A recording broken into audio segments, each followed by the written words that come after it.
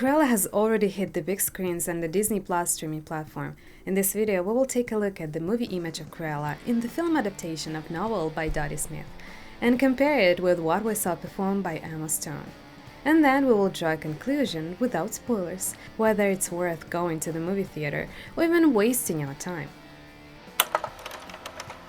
Cruella character was invented by the writer Dodie Smith in 1951, the owner of the fashion house ready for anything for the sake of a new thing from the fur of a rare animal, became a caricature of the first fashionistas who began to appear in the post-war period.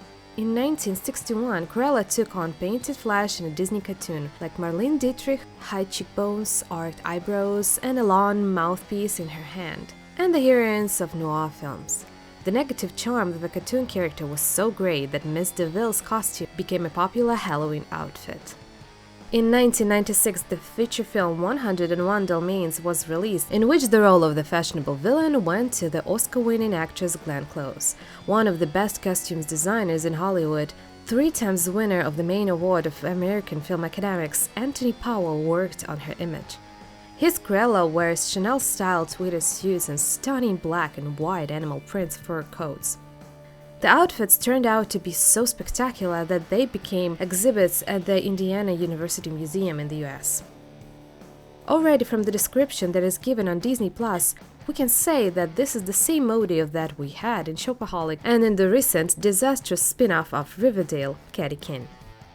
A designer girl misunderstood and downtrodden by society, but she's not just like everyone else. Well, please buy our merch and toys and other things. Just give us your money, because everyone loves villains so much. Why are we worse than Loki? 101 Dalmatians. The first impression of Cruella de Vil is she is the psychopath.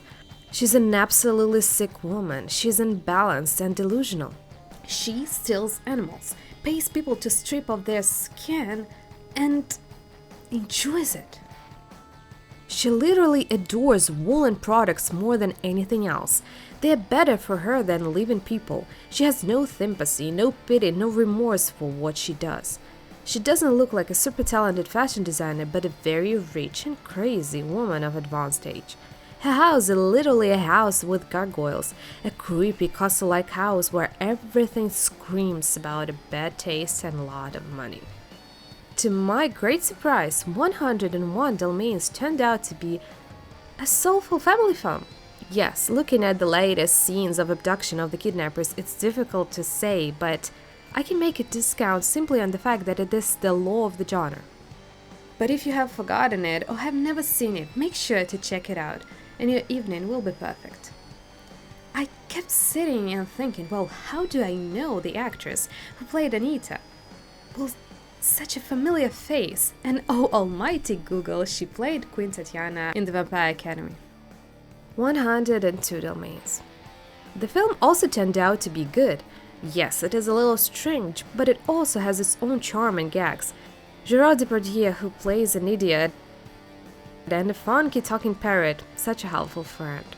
Cruella is still played by the unrivaled Glenn Close.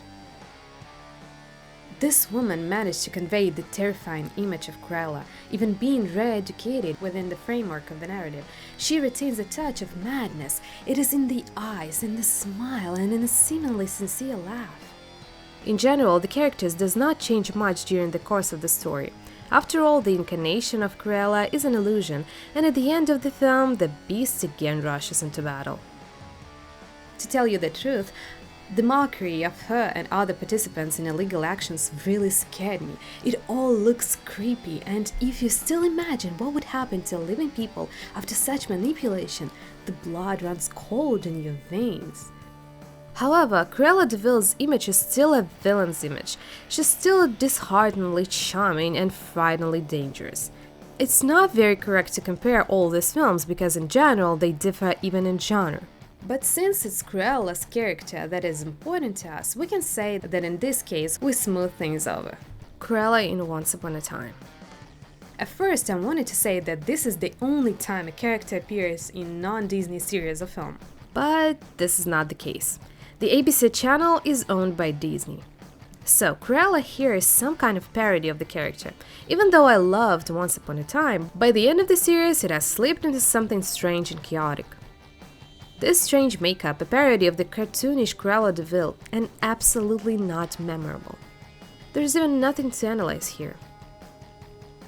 These graphics in Once Upon a Time, I forgot how it is. And Cruella has magic here. Okay. Cruella. What can I say? This film was called Cruella for nothing. Yes, of course, Disney clearly and definitely understood what they were doing and why, but that's not what I'm talking about now. And that the main character could be anyone, some kind of a random girl who does not fit into society, and voila. But no, why come up with something new if you can parasitize on the old beloved for a long time? But first things first. Cruella came out of a relatively unexpected time. 20 years have passed since the last film, and now suddenly Emma Stone plays Cruella de Vil in a new film origin.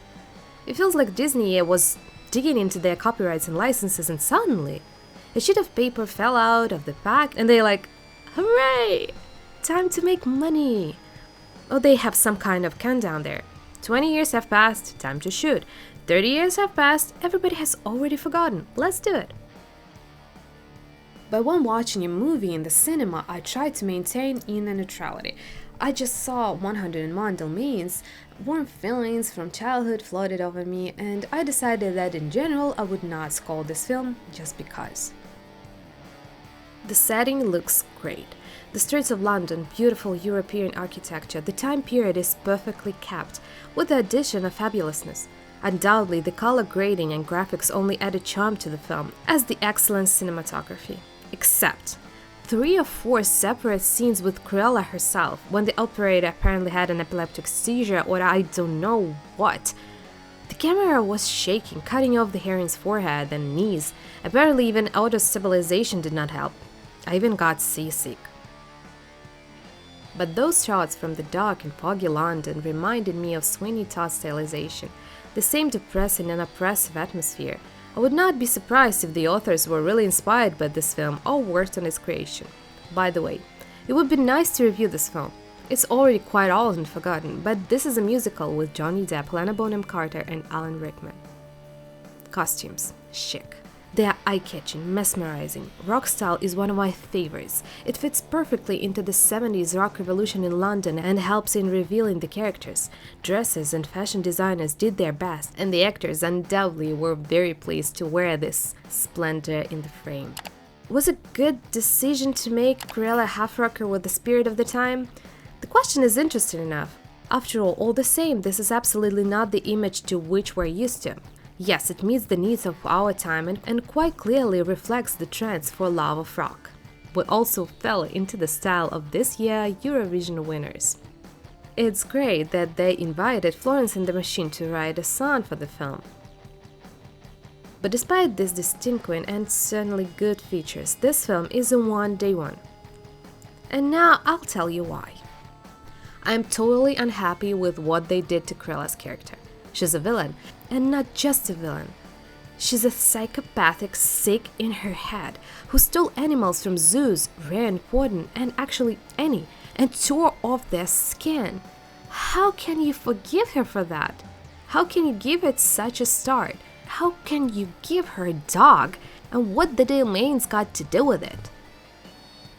But you can tell, like Ksenia, Maleficent, for example, is also a villain, but in the film with Angelina Jolie, she was given a second chance and the character was reimagined. And I will answer you that such a comparison is not suitable here. Maleficent didn't kill. She cursed on eternal sleep. She acted from selfish motives, but she didn't do the disgusting, terrible things. And just the same, her prehistory is quite logical for itself to fall on the story that we know and does not contradict it.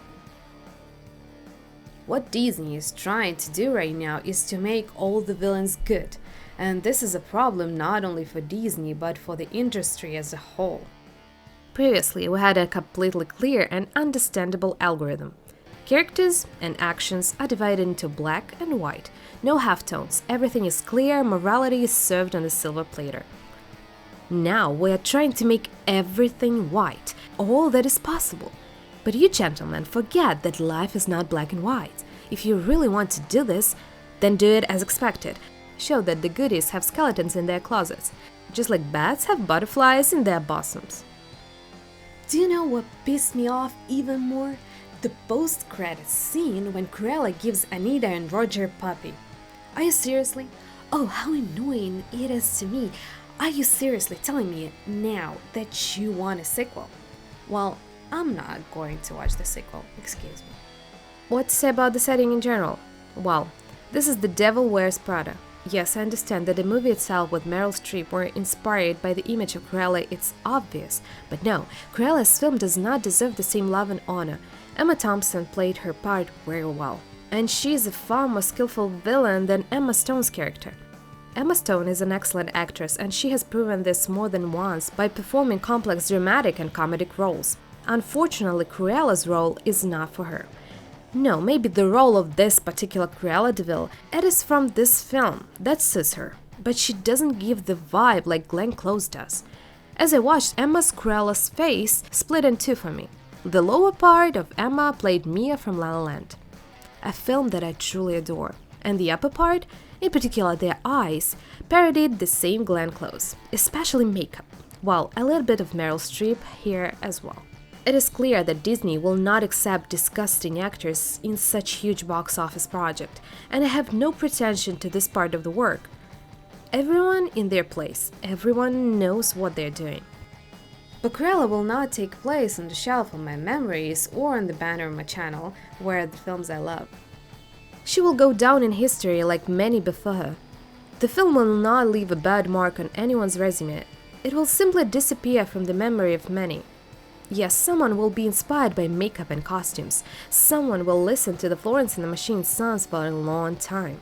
But in general, this film is with us for one time. You can watch it on Disney Plus if you already have a subscription. It won't be just a waste of time. You will smile with funky animals, they're just lovely. Despite the terrible graphics where it was not needed, Cruella's hilarious friends will do their part too. But I would not recommend going to the cinema or renting it. This is a waste of money.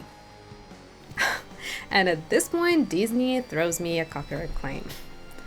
After scripting the video, I got the info that Disney company itself had been putting pressure on all the production team, and now it's obvious why the movie turned out to be like this. We don't like that here. We want good movies and great creative decisions. I hope that you are in solidarity with me on this. Thanks for watching, subscribe to the channel, like and watch only good movies that create great memories.